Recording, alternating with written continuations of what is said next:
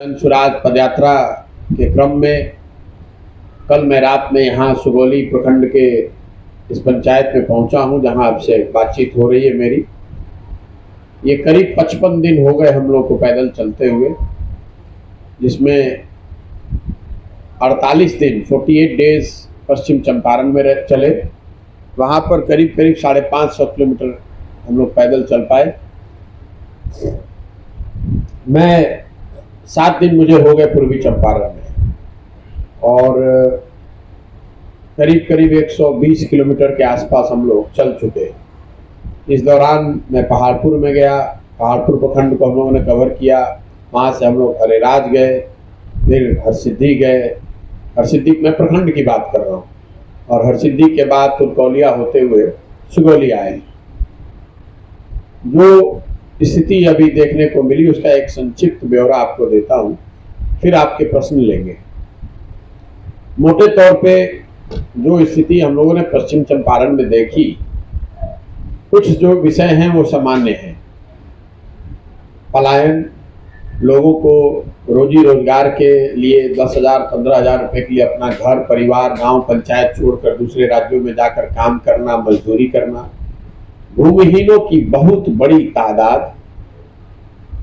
जो किसानी करने वाले हैं वो ज़्यादातर छोटे किसान, और उनकी आर्थिक हालत या किसानी करके जो उनकी आर्थिक हालात हैं वो ऐसे हैं कि किसान अगर उनके घर में कोई नौकरी नहीं करता है तो वो किसानी करके अपना जीविका उपार्जन नहीं कर सकते हैं, परिवार का भरण पोषण नहीं कर सकते हैं।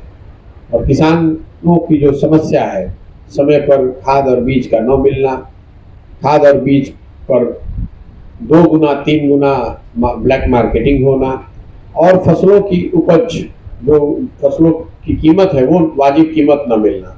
हालांकि पूर्वी चंपारण में पश्चिम चंपारण के मुकाबले जैसे धान की कटनी हुई है तो लोग ये बता रहे हैं कि 1400 में 1100 से 1300 रहा है। ज़्यादातर लोगों ने बताया कि उन्होंने अपना धान 1100 से 1300 में बेचा है।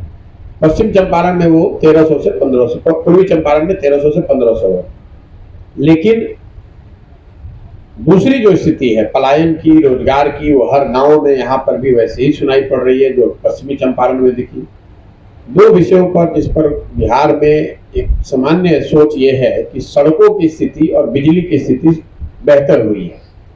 सड़कों को लेकर मैं पिछले 1 महीने से लगातार कह रहा हूँ। जब हम लोग पैदल चल रहे हैं तो ये देख रहे हैं कि नेशनल हाईवे को अगर आप छोड़ दें और कुछ जगहों पर स्टेट हाईवे को छोड़ दें तो ग्रामीण सड़कों की स्थिति, चाहे वो पंचायती राज का हो या ग्रामीण आरईओ का रोड हो, वो बिल्कुल बदहाल हालत में है। उसकी हालत शायद लालू जी के जंगल राज में के दौरान जो रही होगी वही हालत कमोवेश है या उससे भी बदतर है। बिजली को लेकर जरूर यह कहा जा सकता है कि बिहार के हर गांव हर टोले में बिजली दिखी, बिजली जलती हुई भी दिखी। लेकिन बिजली को लेकर एक दूसरी समस्या जो हम लोग को ग्रामीण पिछले 1-1.5 महीने से बता रहे हैं वो है गलत बिल का। ये एक बहुत बड़ी समस्या आने वाले महीनों या 1-2 साल में आपको सुनने को मिलेगी। आप लोगों को पत्रकार होने के नाते थोड़ी जानकारी इसकी होगी भी। ज़्यादातर जगहों पर लोगों ने बताया कि बिजली के जो बिल हैं वो उनकी आशा अपेक्षा के मुकाबले कई गुना ज़्यादा आ रहा है। मुझे पिछले 50 दिन में 3-4 हज़ार से लेकर 60-70 हज़ार रुपये तक के बिल वाले लोग मिले हैं। ऐसे भी गांव मिले हैं जहां 50-100 घरों के बिजली का कनेक्शन काट दिया गया है। कुछ ऐसे भी गांव मिले हैं जहां पर लोग अपना घर को छोड़कर भाग गए हैं क्योंकि बिजली के बिल के भुगतान न होने पर उन पर फौजदारी का केस हो गया है। तो ये स्थिति है बिजली और सड़क की। शिक्षा और स्वास्थ्य को लेकर बिहार में कमोवेश सबको पता है कि ये बिल्कुल ही बदहाल हालत में है। शिक्षा व्यवस्था का ध्वस्त हो जाना, मैं अपने करीब सारे प्रेस वार्ता में ये बताता हूँ। एक पढ़े लिखे व्यक्ति नीतीश कुमार के मुख्यमंत्री रहते हुए शिक्षा व्यवस्था का ध्वस्त हो जाना उनके शासनकाल का सबसे बड़ा काला अध्याय है। वो इसलिए कि मान लीजिए कि यहाँ सड़क खराब है, कल शायद कोई अच्छी सरकार आ जाए तो सड़क बन सकती है, लेकिन अगर 15-20 साल शिक्षा व्यवस्था ध्वस्त हो गई तो जो 2 पीढ़ियों की जो हालत है, जो इस शिक्षा व्यवस्था से निकल गए, अब वापस बहुत अच्छी सरकार बन भी जाए, शिक्षा व्यवस्था सुधर भी जाए, तो भी उनकी जिंदगी अब सुधरने वाली नहीं है। उनको पूरे जीवन अपने मुकाबले जो शिक्षित लोग हैं उनके पीछे ही चलना पड़ेगा, या उनके मुकाबले कमतर जीवन जीना भी पड़ेगा। इसलिए मुझे लगता है कि ये नीतीश कुमार की सरकार की सबसे बड़ी विफलता है। मैं पिछले 55 दिन से चल रहा हूँ और आपका जिला भी उसमें 10 दिन अब शामिल हो गया है। शायद ही कोई ऐसा स्कूल मिला जिसमें बिल्डिंग, शिक्षक और बच्चों का समायोजन हो। जहाँ बिल्डिंग है वहाँ समुचित संख्या में शिक्षक नहीं है, जहाँ शिक्षक हैं वहाँ बिल्डिंग है नहीं है, जहाँ दोनों है वहाँ बच्चे नहीं हैं। और मोटे तौर पर विद्यालयों के बारे में जो लोगों की धारणा बन गई है कि यहाँ पर खिचड़ी बंटता है, कुछ पोशाक और कुछ सरकारी सहायता मिलती है। ज़्यादातर लोग, मैं ये बहुत विश्वास से कह सकता हूँ कि ज़्यादातर लोगों का ऐसा मानना है कि सरकारी विद्यालयों में पढ़ाई बिल्कुल नहीं हो रही है। गुणवत्तापूर्ण पढ़ाई की तो बात ही छोड़ दीजिए, पढ़ाई नहीं हो रही है। मैं पीछे इसके पहले हरसिद्धि तुरकोलिया एरिया में मैं एक विद्यालय में खाने के लिए रुका था। मेरे पास उसका मैं वीडियो भी जारी करूंगा। कोई 100 बच्चियों और छोटे बच्चों ने घेर कर मुझे दिखाया कि कैसे हर दिन उनको खाने में कीड़े वाला खिचड़ी मिलता है कि मास्टर साहब 11 बजे आते हैं और 1 बजे स्कूल की छुट्टी हो जाती है, और वो उस एरिया का, उस इलाके का सबसे बड़ा उच्च विद्यालय है। करीब 1500 बच्चे वहाँ पढ़ते हैं, और वहाँ पर जितने स्थानीय मुखिया या जितने लोग थे सबके सामने ये बात हुई है। मैं उसका वीडियो भी जारी करूँगा। मोटे तौर पे शिक्षा व्यवस्था के लिए मैं इतना ही कह सकता हूँ कि मेरी अभी तक की जो समझ बनी है उसके हिसाब से सरकारी स्कूलों से खिचड़ी और कुछ अलग पोशाक वगैरह की बेनिफिट बढ़ रहा है। और कॉलेज तो इस एरिया में अभी मुझे मिले नहीं है, लेकिन कॉलेजेस से डिग्री मिल रही है। कॉलेज जाने वाले जो छात्र युवा बड़ी संख्या में मुझे मिलते हैं, वो बताते हैं कि वो कॉलेज में जीवन में 3-4 बार ही जाते हैं। एक नामांकन करने, दूसरा एडमिट कार्ड लेने, तीसरा परीक्षा देने और चौथा वहाँ से डिग्री लेने।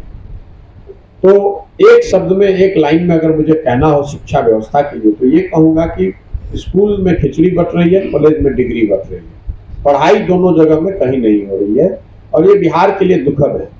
इसलिए दुखद है कि शिक्षा की महत्ता जो है वो तो सबके लिए है, लेकिन खास करके जो गरीब लोग हैं, जिनके पास जमीन नहीं है, जो खेती किसानी करके आगे बढ़ सके, या जिनके पास पूंजी नहीं है ताकि कोई उद्योग धंधा करके आगे बढ़ सके, उनके पास शिक्षा एकमात्र साधन रहा है जिसके जरिए वो गरीबी के कुचक्र से निकल सकते थे। अगर आपने शिक्षा व्यवस्था ध्वस्त कर दी तो इससे सबसे बड़ा नुकसान समाज के निचले तबके के उन लोगों को है जो गरीबी की वजह से, गरीबी के कुचक्र में वर्षों से, दशकों से पड़े हुए हैं। उनके पास जमीन नहीं है, उनके पास पूंजी नहीं है, उनकी आने वाली पीढ़ियों के पास मजदूर बनकर काम करने के सिवा कोई दूसरा ऑप्शन नहीं है। जहाँ तक स्वास्थ्य व्यवस्था का सवाल है, तो जिन ग्रामीण एरिया में, इलाकों में मैं जा रहा हूँ, वहाँ तो ज़्यादातर सरकार के कागज पर भी अस्पताल नहीं है, तो मेरे देखने का तो कोई सवाल ही नहीं उठता है। अनुमंडल जो है, अनुमंडल हेडक्वार्टर है या जिले का जो हेडक्वार्टर है, वहाँ पर मैं ज़्यादातर जाता नहीं। मेरी ये जो पूरी पदयात्रा है वो ग्रामीण एरिया में है, तो मैं सरकारी अस्पतालों में जिले के स्तर पर या प्रखंड या अनुमंडल के स्तर पर क्या स्थिति है उस पर टिप्पणी नहीं कर सकता हूँ। लेकिन जिन पंचायतों से होकर मैं गुजर रहा हूँ, कहीं पर ग्रामीणों ने ये नहीं बताया या कहीं हम लोगों ने नहीं देखा फंक्शनल हेल्थ सिस्टम, कहीं पर मुझे दिखा नहीं कोई रेफरल हॉस्पिटल, कोई पीएचसी, कोई सब सेंटर जहाँ पर सेवाएं दी जा रही हो, लोग वहाँ दवा लेने जा रहे हो, ऐसी स्थिति मुझे कमोवेश कहीं नहीं दिखी। ज़्यादातर ग्रामीण इस एरिया में, खासकर पूर्वी चंपारण में, जो यहाँ पर डॉक्टर हैं, नॉन एमबीबीएस डॉक्टर जो हैं, ग्रामीण चिकित्सक जो हैं, उनके भरोसे ही उनकी जिंदगी चल रही है। पश्चिम चंपारण में एक बड़ी जनसंख्या ऐसी है जो उत्तर प्रदेश के स्वास्थ्य सेवाओं पर निर्भर है, लेकिन पूर्वी चंपारण में मैं देख रहा हूँ कि यहाँ पर उत्तर प्रदेश जाने वालों की संख्या थोड़ी कम है। तो लोग यहाँ से या तो ग्रामीण चिकित्सकों के भरोसे हैं या फिर मोतिहारी वगैरह जाते हैं। सरकारी स्वास्थ्य सेवा मुझे कहीं दिखी नहीं। पलायन की जो बात है, हर जगह लोग बता रहे हैं कि कोई ऐसा गांव नहीं है जहां से 25, 30, 40, 50% लोग बाहर जाकर काम न कर रहे हैं। डिपेंड करता है कि आप किस गांव से गुजर रहे हैं। जो जमीन है वो ज्यादातर कुछ लोगों के पास है। किसी भी गांव में अगर हम लोग 1000 लोगों के गांव में जाते हैं तो पता चलता है कि मोटे तौर पर 500 से 600 लोग ऐसे हैं जो भूमिहीन हैं, जिनके पास जमीन नहीं है। तो भूमि सुधार को लेकर इस राज्य में पिछले कई दशकों में जो काम नहीं हुआ, उसका बिल्कुल सीधा असर आपको समाज के स्तर पर दिखता है। किसी भी गांव में 50-60% लोग भूमिहीन हैं, शिक्षा उनके पास है नहीं, कोई उद्योग धंधा है नहीं। यही शायद वजह है कि लोग इतनी बड़ी संख्या में बहुत कठिन परिस्थितियों में बाहर जाकर मजदूरी करने के लिए विवश हैं। पश्चिम चंपारण में मुझे एक आंकड़ा वहां मिला था, पिछले 3 दशकों में 1,25,000 ऐसे भूमिहीन हैं जिनको सरकार ने अलग अलग समय और योजनाओं के तहत जमीन का पट्टा दिया। लेकिन ऐसे सारे ही लोगों को और या ज्यादातर लोगों को जमीन का अधिकार नहीं मिला। पट्टा तो मिल गया, चाहे वो गरमजरुआ जमीन हो, सरकारी जमीन हो, लैंड सीलिंग की जमीन हो, भूदान का जमीन हो, ये जमीन कुछ बटा है, लेकिन वो जमीन सिर्फ पेपर पे बटा है। 1,25,000 तो लोगों का अनुमान है पश्चिम चंपारण अकेले में ऐसे परिवार हैं जिनको जमीन का पट्टा दिया गया लेकिन जमीन उनको नहीं मिली, या वहां पर अफसरों की या दबंगों की मिली भगत से जमीन उनके कब्जे में नहीं है। यही हाल करीब करीब पोखर्स का भी है, जहां पर भी लख है, जिसको शायद लोकली यहाँ लोग मन भी कहते हैं। इस पर भी जो मछुआरा समाज है, जो सहनी समाज के लोग हैं, निषाद समाज के लोग हैं, नोनिया, बिंद, मलाह, जितने लोग जो इस तरह के जलाशयों पर जिनका जीवन आश्रित है, ये ज्यादातर ऐसे पोखरे, जलाशय या लख का जो एरिया है, जल जमाव वाला जो एरिया है, उसका कोई सुनियोजित विकास मुझे दिखा नहीं। पिछले 55 दिन में मुझे 3-4 ऐसे बड़े लख वाले एरिया दिखे। एक पंडुवी नदी है, वहां दिखा, उसके बाद मझौलिया वाले एरिया में दिखा, बूढ़ी गंडक वाले एरिया में दिखा, यहाँ पर भी मैं देख रहा हूँ। हजारों एकड़ जमीन जो इसमें जलकुंभी भरा हुआ है या एक तरह से बिल्कुल वो बेकार पड़ा हुआ है, जिसका अगर समुचित विकास हो जाए तो समाज के एक बड़े वर्ग का, खासकर वो वर्ग जो इन जलाशयों पर ट्रेडिशनली अपने काम धंधे रोजी रोजगार के लिए डिपेंडेंट रहे हैं, उनका फायदा हो सकता है या हो सकता था।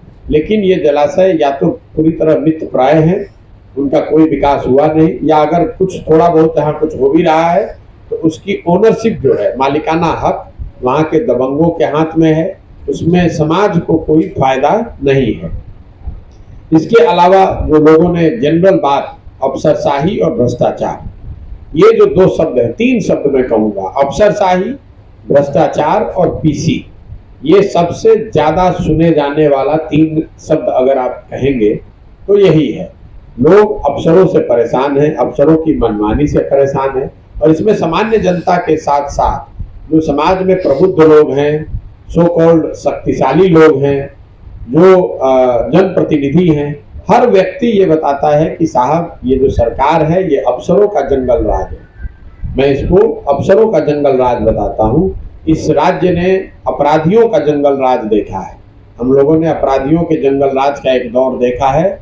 आज बिहार में अफसरों का जंगल राज है। हर जगह लोगों ने ये बताया कि अफसरों की मनमानी है, अफसर खुलेआम हर काम के लिए पैसे ले रहे हैं, और बहुत दृढ़ता से ये बता रहे हैं कि जिसको जो करना है, आपको जो करना है कर लीजिए, पैसा आपको देना ही पड़ेगा। मैं कल की आपको एक घटना बता रहा हूँ। नोनिया समाज के एक व्यक्ति जो भारतीय जनता पार्टी में संगठन में अच्छे खासे पद पर हैं, उससे पहले वो आरजेडी में थे। उनकी जमीन जो सुगौली रेल लाइन अधिग्रहण का जो मामला है, उसमें उनकी जमीन का अधिग्रहण किया गया है, और वो बता रहे हैं कि 3 महीने से वो दौड़ रहे हैं। उनको करीब करीब 20 लाख रुपए का भुगतान होना है जमीन अधिग्रहण के लिए, और उनसे 27,000 रुपया लिया गया। और वो बता रहे हैं कि मैं खुद राजनीतिक तौर से मजबूत आदमी हूं, मैंने जाकर वहां अंचलाधिकारी का घेराव किया, उनसे झगड़ा किया, वहां धरने पर बैठा, सब कुछ होने के बाद भी अंचलाधिकारी ने फाइल, उनके शब्दों में, फाइल उठाकर टेबल से फेंक दिया। ये बताया कि जब तक पैसा नहीं दोगे तब तक ये काम आगे नहीं होगा। अंचलाधिकारी को पैसा देने के बाद अब वो बता रहे थे कि भू अर्जन जो अधिकारी जिसको चेक काट के देना है, अब वो अलग से उसमें 7,000 रुपये मांग रहा है। अब ये भ्रष्टाचार का आलम है। मैं सामान्य आदमी की बात नहीं कर रहा हूँ, कल या परसों सज्जन आएंगे, मैं उसको प्रेस से भी मिला सकता हूँ। विधायक के पास भी गया, विधायक ने भी कोशिश की मदद करने की, उसके बावजूद मुझे पैसा देना पड़ा। ये भ्रष्टाचार और अफसरशाही का आलम है। मुझे जो जनप्रतिनिधि मिलते हैं, ज्यादातर जनप्रतिनिधि मेरे साथ चल रहे हैं जब मैं उनके गांव या पंचायत से जाता हूँ, लोग ये बताते हैं, मैं पूछता हूँ कि अच्छा ये बताइए ये भ्रष्टाचार किसकी वजह से हो रहा है। अफसरों से पूछिएगा तो बता रहे हैं कि जनप्रतिनिधि की वजह से हो रहा है, जनप्रतिनिधि बता रहे हैं कि अफसरों की वजह से हो रहा है। मुझे ऐसा लगता है इतने लोगों से कम 200-300 जनप्रतिनिधियों और अफसरों से बातचीत करने का मेरी जो समझ बनी है 55 दिनों में, कि सिस्टम ऐसा हो गया है कि उसमें अगर कोई ईमानदार जनप्रतिनिधि है भी या कोई ईमानदार अफसर है भी, तो उसको भी पता है कि बिना ये पीसी के, बिना भ्रष्टाचार के, बिना इसके काम हो नहीं सकता है। तो एक जनरल धारणा बन गई है कि भैया बिना पीसी, बिना भ्रष्टाचार के काम नहीं होगा। मुझे ऐसे भी मुखिया लोग मिले जो चुनाव हारे हैं और जिनके बारे में लोगों ने बताया कि बहुत ईमानदार रहा, कुछ काम ही ना करा, पहले पीसी ना देते रहा तो अफसर पैसा नहीं रिलीज ही नहीं किया, कोई काम नहीं किया, जनता ने हरा दिया। मैं ऐसे भी मुखिया लोगों को जानता हूं जिनसे मिला हूं। देखिए, हम लोग जनरल समझते हैं कि पंचायत में जो लोग हैं वो सब चोरी कर रहा है। मुझे ऐसे भी लोग मिले जिन्होंने स्वेच्छा से मुखिया का पद नहीं लड़ा है। पिछली बार वो मुखिया थे, इस बार नहीं लड़ा, क्योंकि अब वो समझते हैं उनके शब्दों में कि जो आज स्थिति है पीसी की, भ्रष्टाचार की, इसमें वो चल नहीं सकते। कुछ ऐसे लोग मिले हैं जो मुखिया थे, छोड़कर अब सरपंच लड़ रहे हैं, सरपंच लड़के जीत कर आए हैं, क्योंकि वो समझते हैं कि मुखिया वाला जो काम है वो ज्यादा भ्रष्टाचार या ज्यादा उसमें आपको उलटफेर करने वाली बात है। तो ये हालत है।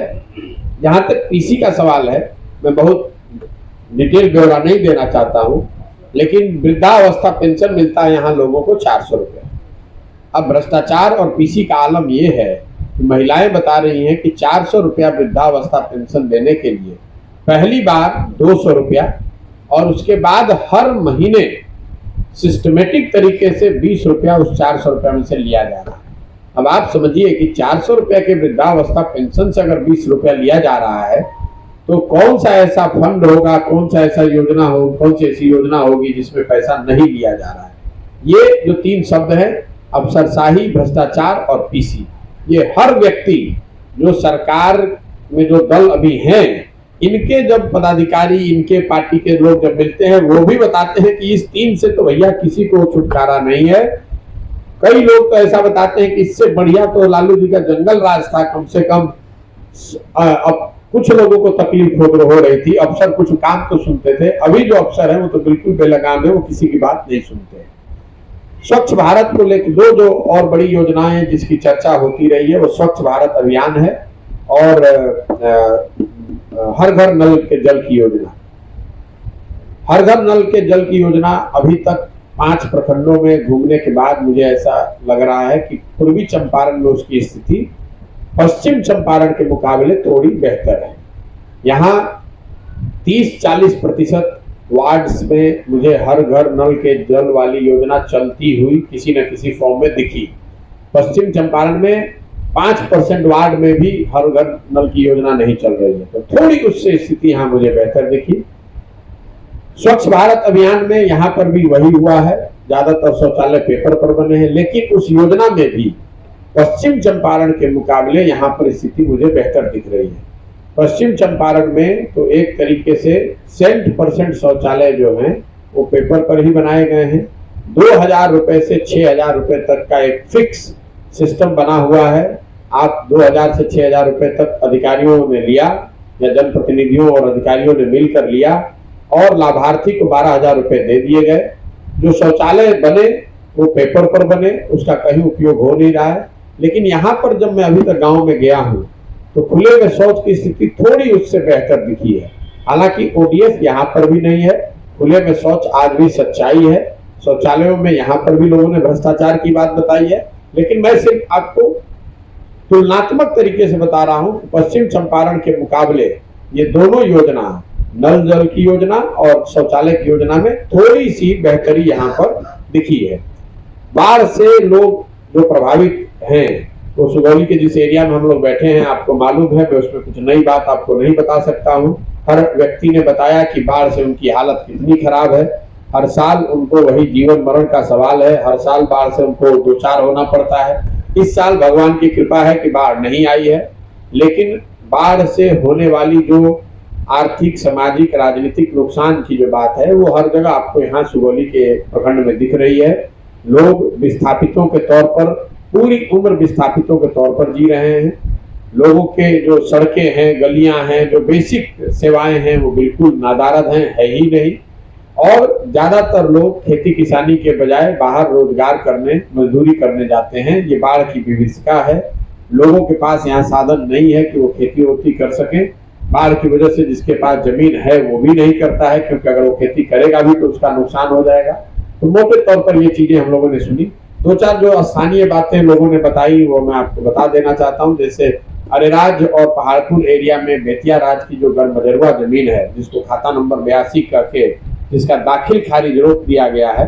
हालांकि तुरकोलिया और सुगौली में ये बात इतनी चर्चा सुनने को नहीं मिली, लेकिन 2016 के बाद खासकर वो अरेराज पर्वत पहाड़पुर एरिया में लोगों ने बताया कि 2016 के बाद बेतिया राज की वो जमीन जो लोग, जिस पर लोगों का मालिकाना हक दशकों से बना हुआ है, लोग मालगुजारी टैक्स हर तरह का देते रहे हैं, 2016 के बाद वो जमीन बेचने का अधिकार उनका खत्म हो गया है या एक तरह से रोक लग गया है, दाखिल खारिज नहीं हो रहा है, जिसकी वजह से किसानों को के मन में एक बड़ी, या ग्रामीणों के मन में एक बड़ी मैं कहूँगा एंग्जाइटी है कि ये ज़मीन हमारी, जो हमारे बाप दादाओं की है या हमने खुद खरीदा है, ये ज़मीन अब हम बेच नहीं सकते हैं, इस पर हमारा अधिकार करीब करीब खत्म हो गया है।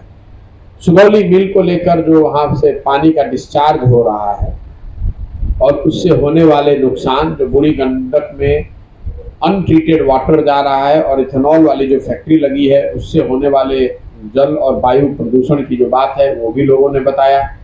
इसके अलावा हर गांव, हर पंचायत की एक अपनी समस्या लोगों ने बताया है, जो कि हम लोग लिखवा रहे हैं। एक चीज़ जो मैं आपको बताना चाहता हूँ ऑन द पॉजिटिव साइड, पदयात्रा के दौरान हम लोग का जो प्रयास है कि हर पंचायत का वहाँ की समस्याओं और संभावनाओं, उसको मैं अंडरलाइन कर रहा हूँ, सिर्फ समस्याओं का संकलन नहीं कर रहे हैं, वहाँ पर क्या कुछ किया जा सकता है जिससे कि वहाँ रोजी रोजगार की स्थिति बेहतर हो, लोगों की आर्थिक स्थिति बेहतर हो, इसकी एक योजना बनाई जा रही है। जैसे कि पदयात्रा में मैंने अब एक उद्देश्य के तौर पर ये बताया है कि एक प्रमुख उद्देश्य ये है पदयात्रा का कि इस पूरे पदयात्रा के दौरान हर पंचायत की स्थिति को निचले स्तर पर जाकर लोगों से समझा जाए और उन समस्याओं के साथ साथ एक योजना भी बनाई जाए, ताकि जब पदयात्रा खत्म हो तो बिहार के सारे नगर क्षेत्रों और पंचायतों के लिए अलग अलग एक योजना हो 10 वर्ष की, कि क्या कुछ करके इस पंचायत का विकास अगले 10 साल में किया जा सकता है। उसमें समस्याओं का समाधान और ऐसी योजनाओं की बात कही जाएगी या कही जा रही है जिनके होने से वहाँ के लोगों की स्थिति, आर्थिक और सामाजिक स्थिति में बदलाव हो सकता है। ज़्यादातर पंचायतों में रोजगार के नज़रिए से क्या करने से उस पंचायत में लोकल स्तर पर रोजगार पैदा हो सकता है, इस तरह की योजनाएं बनाई जा रही हैं। तो जब पदयात्रा खत्म होगा तो मैं पूरे 8000 से ज़्यादा पंचायत और 2000 से ज़्यादा नगर क्षेत्रों के ये योजना आपके साथ साझा करने की स्थिति में रहूँगा। अब आप अपने प्रश्न कर सकते हैं। बहुत बहुत धन्यवाद। और सरकारी नौकरियों को लेकर बहाली को लेकर जितनी तरह की प्रक्रिया बिहार में चल रही है, उसकी विश्वसनीयता को लेकर एक बहुत बड़ा प्रश्न चिन्ह पिछले कई सालों के अनुभवों के आधार पर लोगों के मन में है। मेरे साथ कैंप में ऐसे कई लड़के हैं जिन्होंने अपने जीवन पिछले 2-3 सालों में बिहार के विभिन्न बहालियों के जो हिस्सा रहे हैं, उनका अनुभव ये बताता है कि उसमें बड़े पैमाने पर अनियमितता और भ्रष्टाचार के उदाहरण सामने हैं। कट ऑफ जो इस बार ज़्यादा हुआ है उसमें लोगों का आरोप है ये सब मैनिपुलेटेड है। पिछला बीपीएससी अभी हम लोगों ने देखा उसमें प्रश्न पत्र ही लीक हुए थे। तो बहाली को लेकर, नौकरी देने को लेकर, चूंकि नौकरी को लेकर इतनी अफरा तफरी है, इतनी कम संख्या में नौकरी है और इतने ज़्यादा बेरोजगार है कि उसमें हर तरह की जुगत लगाकर लोग किसी भी तरीके से नौकरी चाहते हैं, गलत या सही। और सरकारी व्यवस्था इतनी बेहतर या फुल प्रूफ है नहीं, जिसकी वजह से लोग भ्रष्टाचार के माध्यम से, संबंधों के आधार पर, जातीय आधार पर या जिस तरीके से भी उसमें घुस सकते हैं। जैसे आप देखते हैं कि अगर कोई ट्रेन है जिसमें बोगी या सीट कम है और चढ़ने वालों की संख्या ज़्यादा है तो अफरा तफरी होती है, लोग एक दूसरे की चिंता किए बगैर सही या गलत तरीके से उसके अंदर जाना चाहते हैं। वही परिणाम, वही स्थिति करीब करीब बिहार में दिख रही है, जिसमें लोग नौकरी पाने के लिए किसी भी तरह येन केन प्रकारेण गलत सही किसी भी माध्यम का उपयोग करके सरकारी नौकरी पाना चाहते हैं। और सरकार की जो व्यवस्था है जो बिल्कुल एक तरह से ध्वस्त है, वो उसको मैनेज करने में, उसको एक तरह सुचारू तरीके से चला पाने में असक्षम है। इसी वजह से ये समस्या आ रही है। सर, हमारा एक अहम क्वेश्चन, लोगों द्वारा जो है चर्चा करते मतलब सुनने को मिल रहा है कि राधा मोहन सिंह जी जो है आपके साथ मिलना चाहते हैं। कौन मिलना चाह रहा है? राधा मोहन सिंह। मैं जीवन में राधा मोहन सिंह जी से न मिला हूं, न मेरे पास ऐसी कोई चर्चा है। देखिए, बहुत बड़ी संख्या में जो लोग राजनीतिक तौर से दूसरे दलों से जुड़े हुए हैं वो हर दिन मुझे कोई ना कोई मिलता है। मैं नाम किसी का नहीं लेना चाहता हूं, लेकिन ये आपको कह रहा हूं कि किसी भी, जहां जो 3 प्रमुख दल हैं, जदयू, आरजेडी और भाजपा, आप ये मानकर चलिए कि उनके बड़े संख्या में उनके कार्यकर्ता, उनके नेता हम लोग के संपर्क में रहते हैं, मिलते हैं अपनी भावना को व्यक्त करने के लिए, कई बार शुभकामना देने के लिए और कई बार आगे की संभावनाओं को तलाशने के लिए। लेकिन ये उनका अधिकार है, वो मिलते हैं। मैं समाज में हर व्यक्ति से मिल रहा हूँ तो उनसे भी मिल रहा हूँ, लेकिन जनसुराज की जो सोच है, जो व्यवस्था है, वो जो पहले से बताई हुई जो प्रक्रिया है उसके आधार पर ही हम लोग आगे बढ़ेंगे। इसमें समाज के सही लोगों को ढूंढ कर निकालना, वो लोगों को एक साथ बैठाना, ताकि लोग साथ में मिलकर ये निर्णय ले सके कि आगे का रास्ता क्या हो। अगर सब लोग मिलकर ये तय करेंगे कि दल बनाने की जरूरत है तो लोग दल बनाएंगे। जैसे आपने देखा पश्चिम चंपारण में 50 दिन की पदयात्रा के बाद मैंने लोगों को बैठाया, मीडिया और जनता के सामने सबने वोट किया। 97.26% लोगों ने कहा कि दल बनाया जाना चाहिए। ये उनकी भावना है जिसको हम लोगों ने नोट कर लिया। ये काम पूर्वी चंपारण में होगा, हर जिले में होगा बिहार के। एक साथ लोग बैठेंगे, वो तय करेंगे कि दल बनाया जाना है तो दल बनाया जाएगा। और लेकिन अगर दल बनाया भी जाएगा तो वो दल किसी व्यक्ति का नहीं, किसी परिवार का नहीं, किसी जाति का नहीं होकर उन सारे लोगों का होगा जो इसको मिलकर बनाएंगे और मिलकर चलाएंगे। उस दल का नेता कोई प्रशांत किशोर नहीं है। मैं जनसुराज कोई दल नहीं है, ना मैं उसका नेता हूँ। जनसुराज एक सोच है, एक अभियान है, मैं उसका सूत्रधार हूँ। मेरी जिम्मेवारी है कि जिन बातों को लेकर हम लोग चले हैं इसको ईमानदारी से पूरा किया जाए। उसके बाद जो लोग भी इस सोच से जुड़कर बिहार में एक नई राजनीतिक व्यवस्था बनाने की दिशा में सहभागी बनना चाहेंगे, उसके मालिक मुखिया बनना चाहेंगे, वो लोग बैठेंगे और बैठ के कार्यक्रम आगे का तय करेंगे। आपको मीडिया को उसकी जानकारी भी दी जाएगी। अभी तो हमें इतनी ही जानकारी है, ये पदयात्रा करना है, लोगों को जोड़ना है और हर पंचायत के विकास की एक योजना बनानी है। जब ये काम पूरा कर लिया जाएगा तो आगे की बात बताई जाएगी। किस व्यक्ति ने मेरे से मुलाकात की और नहीं की, मेरे लिए वो उचित नहीं है बताना, क्योंकि ये प्रोफेशनल बातें नहीं है। कोई व्यक्ति अगर आपसे ऑफ रिकॉर्ड मिल रहा है तो उसके बारे में सामने से कुछ कहना ये मेरे लिए ठीक बात नहीं है। वो सामाजिक राजनीतिक की एक राजनीति में जो मर्यादा होती है उसको तोड़ने वाली बात है। लेकिन जहाँ तक जिस व्यक्ति का आपने नाम लिया है उसको लेकर मैं क्लियर आपको बता दे रहा हूँ, ना मैं उनसे जीवन में पहले मिला हूँ, ना अभी तक मिल पाया। बगैर सही या गलत तरीके से उसके अंदर जाना चाहते हैं। वही परिणाम, वही स्थिति करीब करीब बिहार में दिख रही है, जिसमें लोग नौकरी पाने के लिए किसी भी तरह येन केन प्रकारेण गलत सही किसी भी माध्यम का उपयोग करके सरकारी नौकरी पाना चाहते हैं। और सरकार की जो व्यवस्था है जो बिल्कुल एक तरह से ध्वस्त है, वो उसको मैनेज करने में, उसको एक तरह सुचारू तरीके से चला पाने में असक्षम है। इसी वजह से ये समस्या आ रही है। सर हमारा एक अहम क्वेश्चन, लोगों द्वारा जो है चर्चा करते मतलब सुनने को मिल रहा है कि राधा मोहन सिंह जी जो है आपके साथ मिलना चाहते हैं। कौन मिलना चाह रहा है? राधा मोहन सिंह। मैं जीवन में राधा मोहन सिंह जी से न मिला हूं, न मेरे पास ऐसी कोई चर्चा है। देखिए, बहुत बड़ी संख्या में जो लोग राजनीतिक तौर से दूसरे दलों से जुड़े हुए हैं, वो हर दिन मुझे कोई ना कोई मिलता है।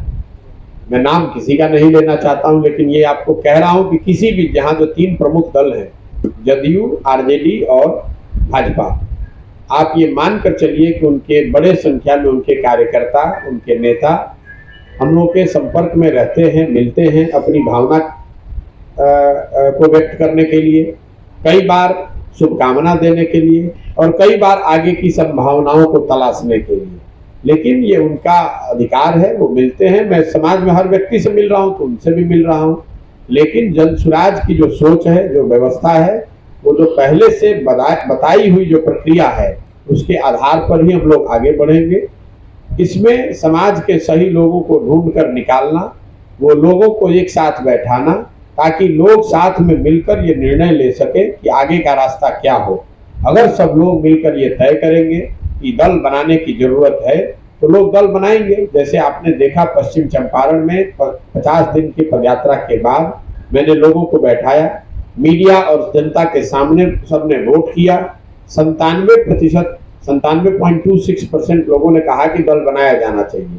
ये उनकी भावना है, जिसको हम लोगों ने नोट कर लिया। ये काम पूर्वी चंपारण में होगा, हर जिले में होगा बिहार के। एक साथ लोग बैठेंगे, वो तय करेंगे कि दल बनाया जाना है तो दल बनाया जाएगा।